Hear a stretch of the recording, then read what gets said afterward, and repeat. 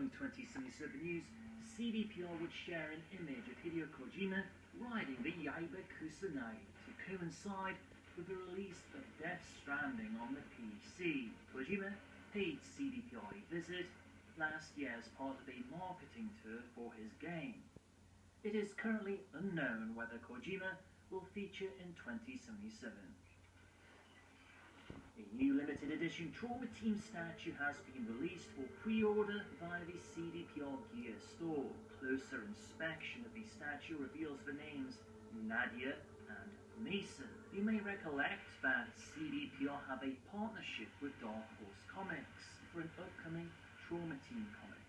The story revolves around Nadia, a citizen of Night City and the sole survivor of a failed rescue mission for the Trauma Team International Corporation. After she agrees to continue work for an upcoming extraction mission, Nadia and her new team find themselves in an even more dangerous and life-threatening situation. Several lore updates were provided this week focusing on Santo Domingo and Yorinobu Arasaka. Yorinobu is described as the heir to the Arasaka Empire. He is Saburo Arasaka's youngest and only surviving son. Yorinobu cut ties with his father after a heated argument. He sought destruction, but soon realized that the corporate giant's power was impossible to defeat, at least from the outside. During the Fourth Corporate War, Johnny Silverhand would find out that Kei Arasaka had used the Soul Killer on Yorinobu. Secondly, Silverhand's team would also discover a cloning facility within the Arasaka Towers.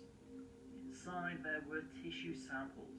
One was labelled Alt 17/2, 2013, and Yorinobu Arasaka 23/9, 2022. So, who is the Yorinobu in 2077? Santo Domingo is one of the Night City's oldest districts. Thanks to its location, the district avoided serious damage from the Fourth Corporate War. Instead, it turned into a provisional camp for thousands of Night City citizens seeking shelter. Today, the settlements are gone, and Santo Domingo has become a testing ground for industrial projects. Corporations destroy old factories, only to build new ones in their place. Meanwhile, residents scrape a desperate living in crowded mega buildings, constantly wishing for something better. It didn't take long for a couple of ex-military guys to group together and take matters into their own hands. That's how the district became a home for the 6th Street Gang. Arroyo is the industrial heart of Santo Domingo. In this region of contrast, you can find an old nuclear power plant and junkyard right next to high-tech corporate factories. Operational factories keep their own private security as neglected buildings quickly become gang-controlled.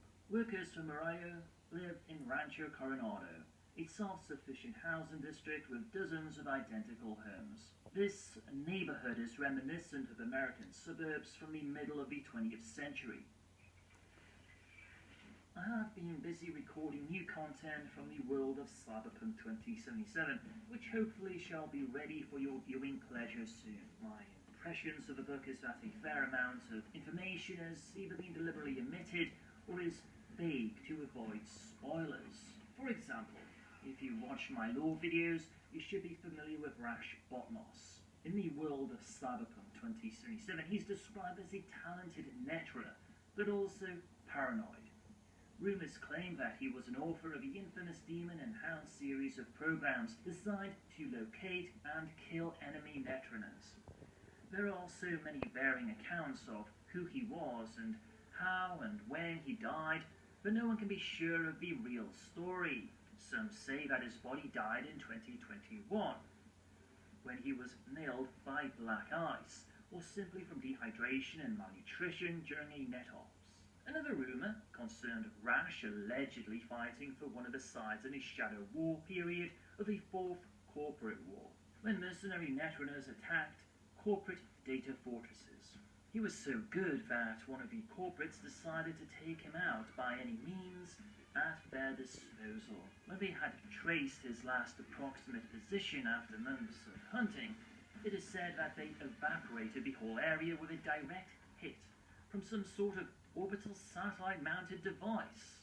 In the very moment Varash's body was obliterated and his life support system stopped sending the delay codes, all hell broke loose. His most advanced demons, hellhounds, and rabbits went off, crashing systems. By the time governments and major corporates were able to implement their emergency protocols, the damage was done and the old net was lost forever. This law adds nothing new to our corpus of knowledge concerning Rash Bombos. Thank you for chipping in.